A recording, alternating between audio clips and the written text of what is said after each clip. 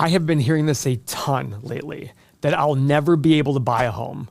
Whether it's your first place to live for you and your family or your first rental property, there are so many people absolutely convinced that it's out of reach. And the reason most commonly given is high interest rates, soaring prices, and inflation. It does feel impossible.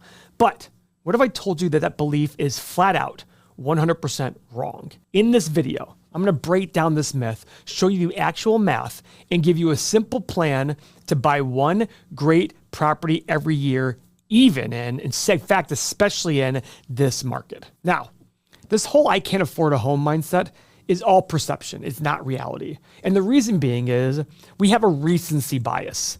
We saw interest rates at 3%. My wife got the lowest possible interest rate ever, 2.625% on a 30-year fixed mortgage. Complete dumb luck. That felt like the normal pricing. Now we're at 7% rates. And that feels like I cannot afford this. And I get that. When you see interest rates skyrocket that quickly, it does make it out of reach for a while. But remember, what caused that? Inflation caused that. Interest rates and inflation work together. As inflation increases, interest rates will increase to keep that tempered down. Now, it takes a little bit of time, but your incomes will go up along the way. If you don't believe me, go out there and talk to some of the people out there who've been working for 10 years. Having normal jobs, we used to pay $12 an hour 10 years ago for somebody to walk around our properties and pick up trash. What are we paying now? Actually, we used to do it for $10 an hour. Those people are not getting $10 or $12 an hour now. They're getting 50, 60, 70% more money. And that'll drive up your income eventually. And it temporarily makes a disconnect between income and real estate values, but eventually it'll catch up. Now, in addition, when people aren't buying homes, what are they doing? They're renting more. When more people are renting, what happens to rental prices? They go up. I have 1,000 apartments. We've seen an absolute skyrocket in our rents in the last few years. Now, there are some markets now that are seeing a decrease in their rents. Those markets are the ones that had massive overdevelopment. These are the massive growth markets that everybody says, you got to go to them if they're growing like crazy. To which I always say, but if they're growing like crazy, all the home builders are going there and building like crazy. All the apartment developers are going there and building like crazy. And that stabilizes the price increases. And if they overbuild, what happens to prices? They come down. Now, here's a little bit of a hot take, as they say on the internet. I think it should be difficult to buy a home.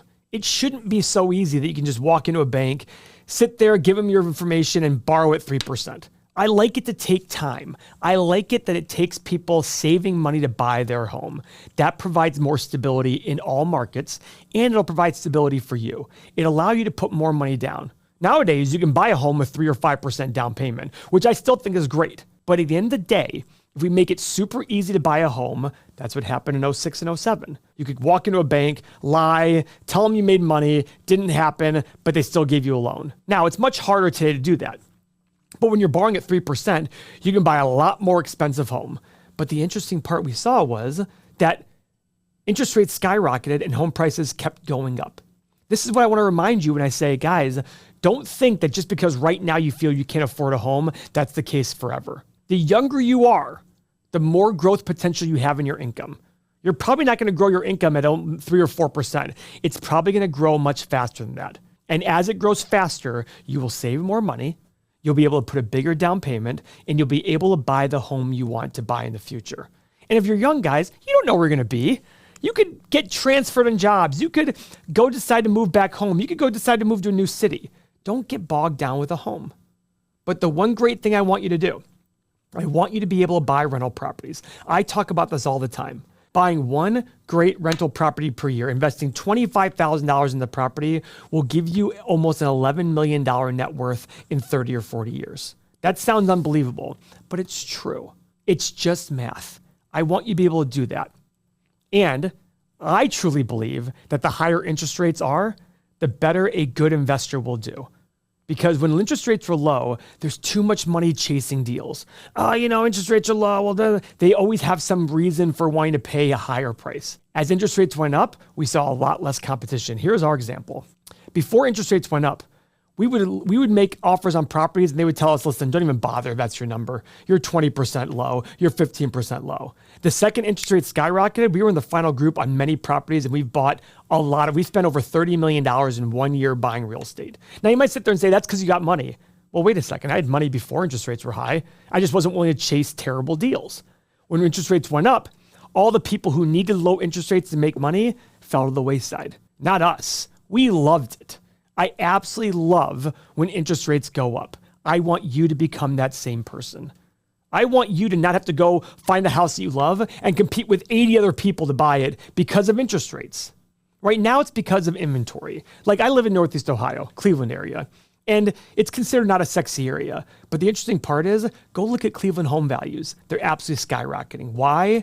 Because of supply and demand. We don't have 30 home builders building 1,000 houses a year here. We have a few home builders just keeping up with basically the population sustainability. So when a good house comes to market, what happens? It gets swallowed up very quickly. But I'm starting to see more and more houses go down in price. I'm buying homes around lakes and things like that for my own personal portfolio to rent out.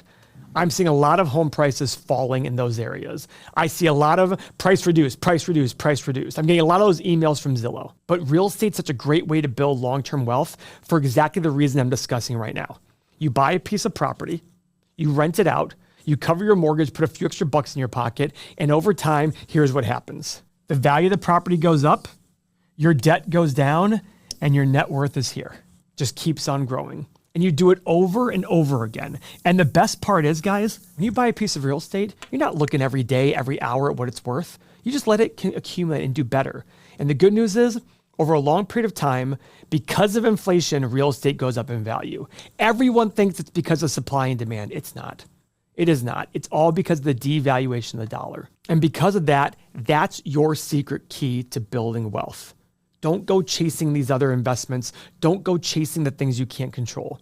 For your personal life, when you can afford to put 20% down or an adequate down payment on a property to hold it, you will build wealth that way. But if you want to build true, long-standing wealth with an income stream, the best way to do it is buying one great property per year. I'm not asking you to buy 30 properties a year. I'm saying one. Everyone can buy one. Now, guys, I'm not asking you to make a decision on buying real estate. Frankly, it's always going to be up to you, but at some point in the future, you'll realize that all the wealthy people you know have real estate. That is the statement that changed my life. I was 20 years old. I was at home. I went to a restaurant with my father, and our neighbor was sitting next door, a wealthy man. Came to the table, hey, Paul, what are you studying? I said, I'm investing, blah, blah, blah. He said, can I give you some advice? I said, sure. Because back then I equated wealth with intelligence. He said, Paul, every rich person you know, they have one thing. They have real estate. And that just, boom, immediately. I didn't know if he was right or wrong, but it just clicked with me. And he said to me, if you buy real estate, it takes time, but eventually you wake up and you're like, oh, wow, this property's worth a lot of money. And he was 100% correct. Now, I went to an extreme and started buying as much as I could. And now I'm much more systematic and slower about it because that's better. I'd rather buy a good property, a great property, and do it well than have 10 times more property and do them poorly. I've created a PDF that'll help you buy one great property per year. And the good news is that PDF is free. Click the link below. We will email it to you like that. You'll get that PDF, no strings attached. It's the full PDF. Guys, go through it, read it, understand it, and engage here on the channel because we're here to help you do that. Thank you for your time.